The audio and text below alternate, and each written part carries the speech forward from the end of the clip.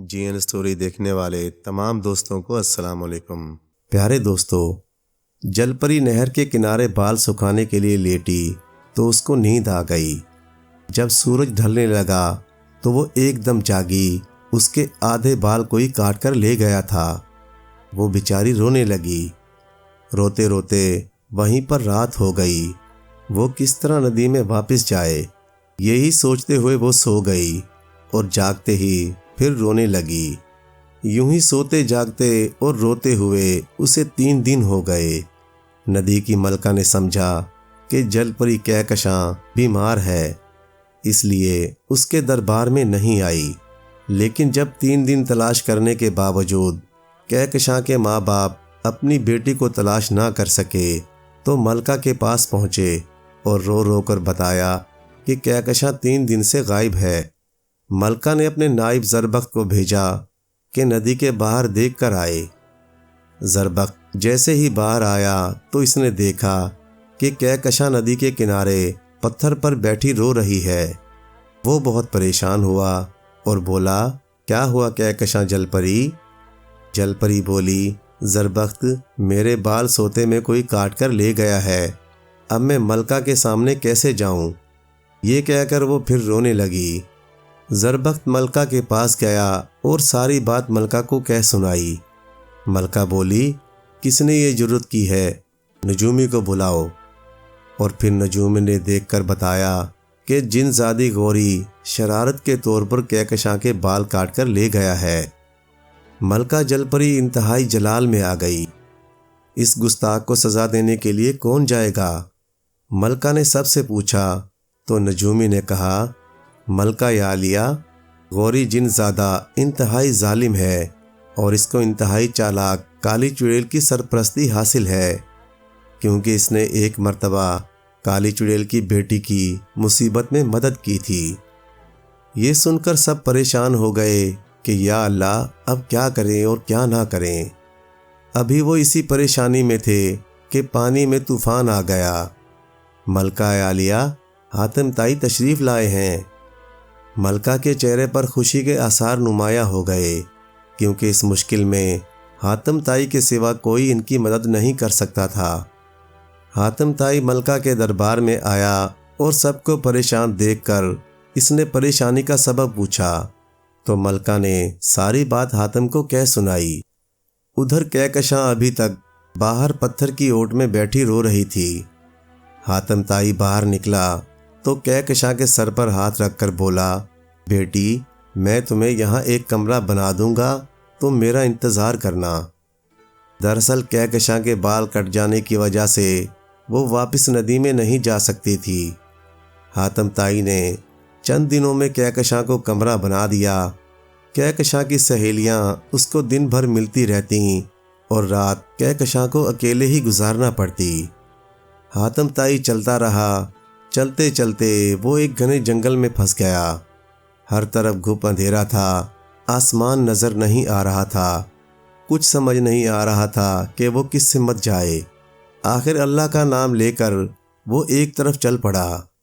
چلتے چلتے وہ ایسی جگہ پہنچا جہاں مخملی گھاس بچھی ہوئی تھی اور ارد گرد پھولوں کی کیاریاں تھیں۔ وہ حیران ہوا کہ اس گھنے جنگل میں یہ سب کیا ہے۔ وہ ذرا آرام کرنے کے لیے اس گھاس پر بیٹھ گیا۔ وہ ابھی بیٹھا ہی تھا کہ حاتم تائی کو ایسے محسوس ہوا جیسے وہ نیچے ہی نیچے گرتا جا رہا ہے، اور واقعی ہی ایسا ہو رہا تھا۔ پھر ایک دم وہ رک گیا اور اس کے پاؤں کے نیچے گھٹنے گھٹنے تک پانی تھا۔ یہ کس کی حرکت ہے؟ جو کوئی بھی ہے میرے سامنے آئے، میں اتنا بزدل نہیں ہوں اور نہ میں بزدلوں کو پسند کرتا ہوں۔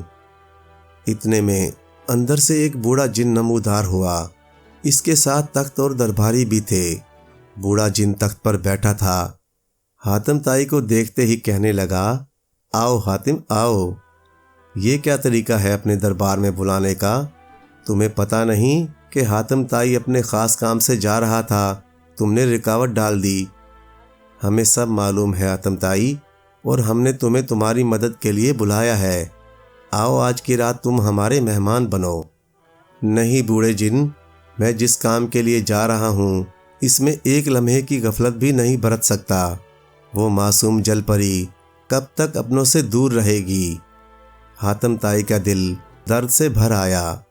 اے نیک دل حاتم طائی، کیا تم کو معلوم ہے کہ غوری جن اس وقت کالی چڑیل کا چیلا بنا ہوا ہے؟ کالی چڑیل نے اسے اپنے گلے کی مالا، جس میں اس کی ساری طاقت ہے، انعام میں دے رکھی ہے۔ حاتم طائی نے بوڑھے کی ساری بات سنی اور کہا، میں خدا کا نام لے کر اس راہ پر نکلا ہوں۔ مجھے نہ کوئی لالچ ہے نہ کوئی غرض، اس لیے میری راہ کی ہر رکاوٹ وہ ذات پاک خود دور کر دے گا۔ بوڑھا جن بولا، میں تمہارے خیالات سے بہت خوش ہوں۔ پھر بوڑھے جن نے دایاں ہاتھ فضا میں بلند کیا تو اس کے ہاتھ میں ایک تلوار آ گئی۔ پھر دوسرا ہاتھ فضا میں بلند کیا تو اس میں ایک چاقو آ گیا۔ یہ لو حاتم طائی، جہاں جاؤ اس چاقو سے کراس کا نشان لگاتے جانا، اس کا لگایا نشان کبھی نہیں مٹے گا۔ اور یہ تلوار لے لو، یہ جادو کی تلوار غوری جن کو مارنے کے لیے نہیں بلکہ اس کے گلے میں پڑی مالا کے لیے ہے۔ اگر تم اس کو کاٹنے میں کامیاب ہو گئے تو یہ تمہاری جیت ہوگی۔ حاتم طائی نے بوڑھے جن کا شکریہ ادا کیا۔ بوڑھے جن کے کہنے پر حاتم طائی کو غوری جن کی حدود میں داخل کر دیا گیا۔ اس مکار اور شر پسند جن کے علاقے میں ہر طرف خاردار جھاڑیاں تھیں اور دور دور تک پھل پھول اور درخت نظر نہیں آ رہے تھے۔ حاتم طائی بہت سنبھال کر قدم اٹھا رہا تھا۔ تھوڑی ہی دور اس کو غوری جن کی ہماجگاہ نظر آ گئی۔ غوری جن اپنے شیطانی چیلوں کے بیچ بیٹھا کچا گوشت کھا رہا تھا۔ کوئی چیلا اس کے پیر دبا رہا تھا، کوئی سر پر مالش کر رہا تھا۔ حاتم طائی کی نظر سب سے پہلے اس ہار کی طرف پڑی جو غوری جن نے گلے سے اتار کر میز پر رکھا ہوا تھا۔ حاتم طائی وقت ضائع کیے بغیر ایک ہی جست میں اسے حاصل کرنے کی سوچ رہا تھا کہ غوری جن نے ہار ہاتھ میں پکڑ لیا۔ ارے واہ کالی چڑیل، تم نے اپنی طاقت مجھے دے کر مجھ جن زادے پر بہت بڑا احسان کیا ہے۔ میں اس طاقت کے ذریعے سے اب جو چاہوں اپنے قبضے میں کر سکتا ہوں۔ پھر اس نے اپنی ایک صندوقچی میں سے ریشمی بال نکالے جو کہکشاں جل پری کے تھے اور چیلوں کو دکھاتے ہوئے بولا، ان بالوں کے ایک ایک تار پر میں باریک گانٹھیں لگا کر ایسا کالا جادو سیکھوں گا کہ تم سب حیران رہ جاؤ گے۔ پھر میں ان جل پریوں کا بے تاج بادشاہ بن جاؤں گا۔ یہ کہہ کر وہ سب ہنسنے لگے۔ حاتم طائی نے ایک دم دروازہ کھول دیا۔ شیطان اور شیطان کے چیلو، آج تمہارا آخری دن ہے۔ آؤ آؤ آدمزاد، ہمیں یقین تھا کہ تم یہاں ضرور آؤ گے، اب اپنا انجام بھی دیکھ لو گے۔ ارے ہمت اور غیرت ہے تو صرف اپنی طاقت کے بل بوتے پر آ، غیروں کی بخشی ہوئی طاقت اور جادو کا سہارا کیوں لیتا ہے؟ میں بھی اکیلا ہوں، تو بھی اکیلا آ۔ حاتم طائی نے کہا تو غوری نے جواب دیا، غیرت کی بات کی ہے تو اے آدمزاد، آج جن کو بھی آزما لے۔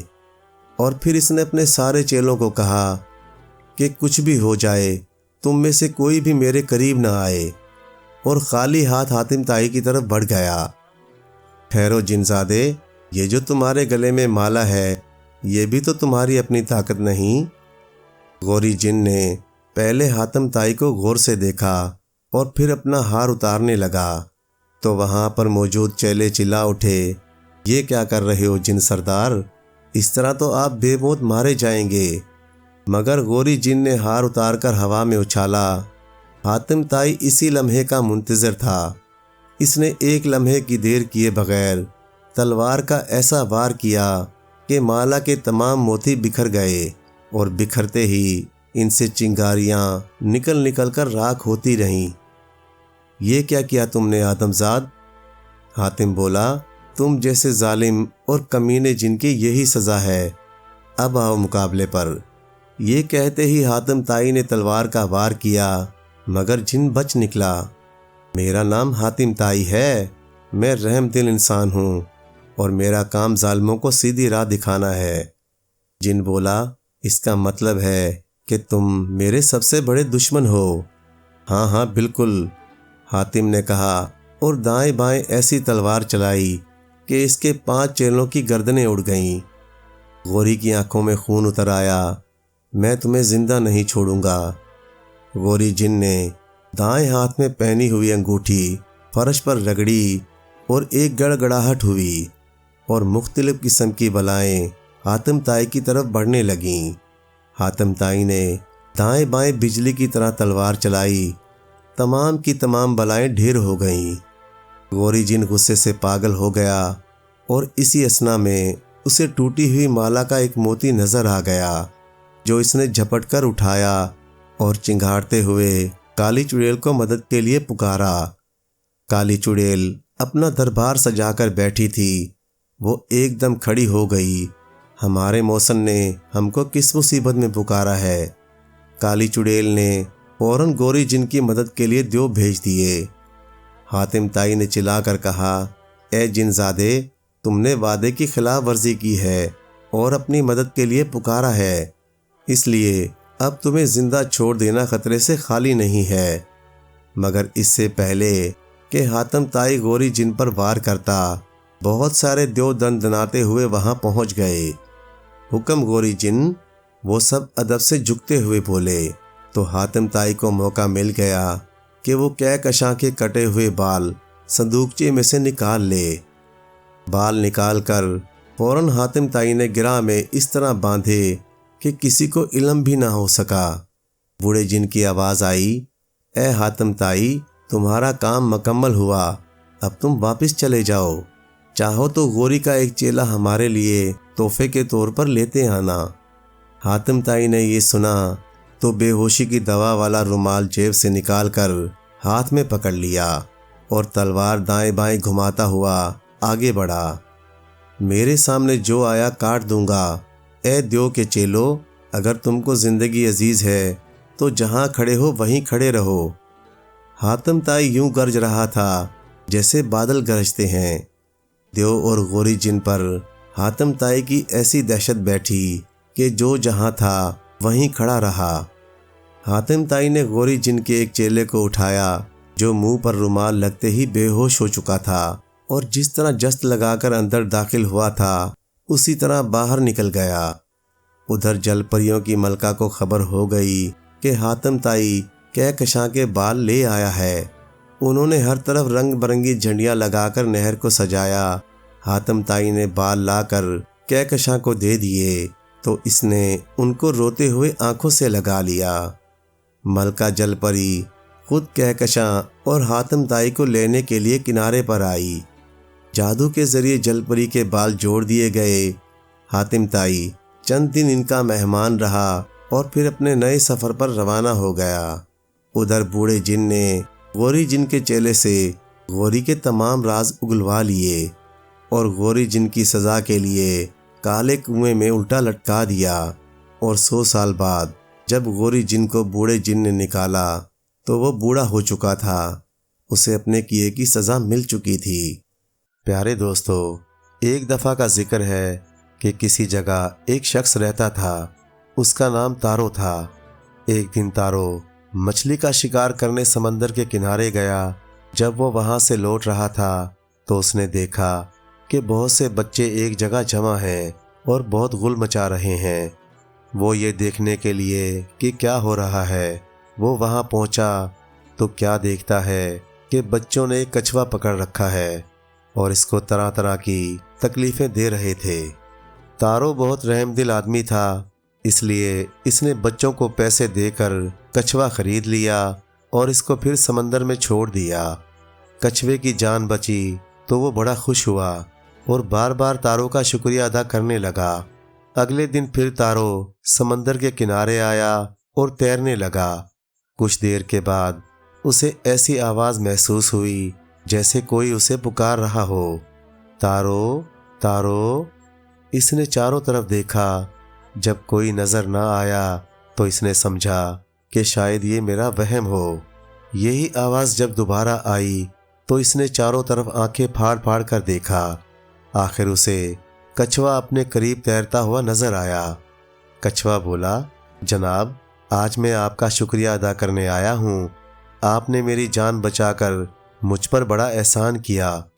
تارو بولا، نہیں میاں، احسان کی کیا بات ہے، میں ادھر اتفاق سے آ گیا تھا۔ بچوں کی یہ حرکت مجھے پسند نہ آئی، اس لیے میں نے تمہیں چھڑا لیا۔ کچھوا بولا، کیا آپ نے کبھی ازدے کا جزیرہ دیکھا ہے؟ تارو بولا، نہیں، میں نے اس کی شہرت تو بہت سنی ہے مگر اب تک دیکھنے کا اتفاق نہیں ہوا۔ کچھوا بولا، اگر آپ کو فرصت ہو تو میں آپ کو ساتھ لے جانا چاہتا ہوں۔ تارو بولا، کیا وہ جگہ بہت دور ہے؟ کچھوا بولا، جی ہاں، وہ کافی دور ہے۔ تارو، مگر میں تو تیرنا نہیں جانتا۔ کچھوا بولا، اس کی کیا ضرورت ہے، آپ میری کمر پر بیٹھ جائیں، میں آپ کو لے چلوں گا۔ تارو بولا، مگر تمہاری کمر تو بہت چھوٹی ہے، میں اس پر کیسے بیٹھوں گا؟ کچھوے نے مسکراتے ہوئے کہا، آپ بیٹھیے تو صحیح۔ تارو کچھوے کی پیٹھ پر بیٹھ گیا۔ اس کے بیٹھتے ہی کچھوے کی پیٹھ خود بخود بڑھنے لگی، یہاں تک کہ اچھی خاصی چھوٹی سی کشتی بن گئی۔ تارو نہایت آرام سے اس پر بیٹھا ہوا تھا اور کچھوا سمندر میں تیرتا چلا جا رہا تھا۔ بہت دیر کے بعد سامنے سے ایک بڑا اور بلند دروازہ نظر آیا۔ کچھوے نے تارو کو بتایا کہ یہی ازدے کے قلعے کا دروازہ ہے۔ کچھوے نے تارو کو اس دروازے کے قریب ہی پیٹھ پر سے اتارا اور دربان سے کہا کہ جاپان سے تارو صاحب کو محل دکھانے کے لیے لایا ہوں، جا کر اپنے مالک کو اطلاع دو۔ جب ان کے آنے کی اطلاع اندر پہنچی تو بہت سی مچھلیاں جھک کر سلام کرتی ہوئی ان کو لینے آ گئیں۔ ان کے ساتھ ساتھ تارو محل میں چلا گیا۔ وہاں حسین ملکہ اور اس کی 20 سہیلیوں نے اس کا استقبال کیا۔ تارو کو سب نے جھک کر سلام کیا۔ تارو نے بھی اسی طرح سلام کا جواب دیا۔ پھر ملکہ نے اس کا شکریہ ادا کیا کہ اس نے کچھوے کی جان بچائی اور اسے کچھ دن محل میں قیام کرنے کی دعوت دی، جو تارو نے خوشی سے قبول کر لی۔ اس کے بعد سب کھانے کے کمرے میں گئے اور مہمانوں کے سامنے مزے مزے کے کھانے اور لذیذ میوے چنے گئے۔ کھانے کے بعد ناچ شروع ہوا۔ تارو ہر چیز کو تعجب سے دیکھ رہا تھا۔ اسی طرح عیش و عشرت میں جلدی جلدی وقت گزرتا رہا اور تارو اپنا گھر اور اپنے ماں باپ سب کو بھول گیا۔ وہ ایک خواب کی سی زندگی بسر کر رہا تھا۔ جب بہت دن گزر گئے تو آخر اسے ایک روز اپنے ماں باپ اور گھر یاد آیا اور وہ ملکہ سے رخصت ہونے کی اجازت مانگنے لگا۔ معزز ملکہ، میں نے آپ کو حد سے زیادہ تکلیف دی۔ میں نے آپ کے محل میں بڑے لطف کی زندگی بسر کی۔ میں ساری عمر آپ کی عنایتوں کو نہیں بھولوں گا۔ کسی طرح میں ان کا شکریہ ادا نہیں کر سکتا۔ اب مجھے اجازت دیجیے، میرے ماں باپ میرے منتظر ہوں گے۔ ملکہ نے پہلے تو اس کو روکنے کی کوشش کی، مگر جب وہ چلنے کے لیے بالکل تیار ہو گیا تو آخر اس نے ایک خوبصورت ڈبیا تحفے میں دی اور یہ تاکید کر دی کہ اس کو ہرگز ہرگز نہ کھولنا۔ ڈبیا لینے کے بعد تارو کچھوے کی پیٹھ پر سوار ہو کر پھر جاپان کے ساحل پر آ گیا، مگر اب یہ جگہ اسے بالکل عجیب اور بے دکھی معلوم ہوتی تھی اور ہر شخص جو اس سے ملتا تھا بالکل اجنبی معلوم ہوتا تھا۔ آخر وہ اپنے گھر پہنچا اور اپنے باپ کو پکارا، مگر جو لوگ گھر سے نکلے وہ بالکل اجنبی تھے۔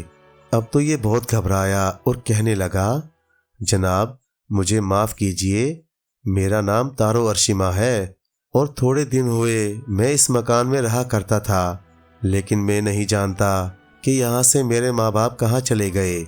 ان لوگوں نے جب یہ سنا تو وہ کہنے لگے، تارو ارشیما نامی ایک شخص اس گاؤں میں رہا کرتا تھا، مگر اس کو تو بہت عرصہ گزر گیا۔ تم تو مجھ سے مذاق کرتے ہو، تم ایک نوجوان آدمی معلوم ہوتے ہو، بھلا تم تارو کیسے ہو سکتے ہو؟ اس نے بگڑ کر کہا، میاں مذاق تم کر رہے ہو، میں ہی تو تارو ہوں۔ ابھی 2-4 ہی روز ہوئے کہ میں یہاں سے ازدے کے جزیرے کی سیر کرنے گیا تھا۔ ان لوگوں نے ازدے کے جزیرے کا نام سنا تو وہ اس شخص کو پاگل سمجھ کر ہنسنے لگے اور دروازہ بند کر کے چلے گئے۔ اب تارو نے چاروں طرف دیکھا، ہر چیز بالکل نئی معلوم ہو رہی تھی۔ وہ حیران تھا کہ کیا کرے اور کہاں جائے۔ یہ بھی سوچتا تھا کہ میں آیا ہی کیوں، مزے سے زندگی گزر رہی تھی، یہاں آ کر مصیبت میں گرفتار ہو گیا۔ یہ سوچتے سوچتے وہ پھر سمندر کے کنارے چلا گیا اور تھک کر ایک پتھر پر بیٹھ گیا۔ اب تارو کو اس ڈبیا کا خیال آیا جو ملکہ نے اسے دیا تھا اور وہ اس کی کمر میں بندھی ہوئی تھی۔ اس نے سوچا کہ لاؤ اس کو کھول کر دیکھوں، اگر اس میں کوئی قیمتی چیز ہوگی تو اس کو بیچ کر کھانے پینے کی چیزیں خریدوں گا۔ اس نے کمر سے ڈبیا نکالی اور بغیر سوچے سمجھے اسے کھول دیا۔ ڈبیا کا کھلنا غصب ہوا۔ ایک عجیب قسم کا خوشبودار دھواں اس میں سے نکلا اور اس کے چاروں طرف پھیل گیا۔ اس کے چہرے پر بڈھوں کی طرح جھریاں پڑ گئیں، کمر جھک گئی اور وہ کمزوری کی وجہ سے زمین پر گر پڑا۔ پیارے دوستو، کہانی اچھی لگے تو لائک کریں، چینل کو سبسکرائب کر دیں اور مزید اسی طرح کی قصے کہانیاں دیکھنے کے لیے دیکھتے رہیں جی این اسٹوری ٹی وی۔ شکریہ۔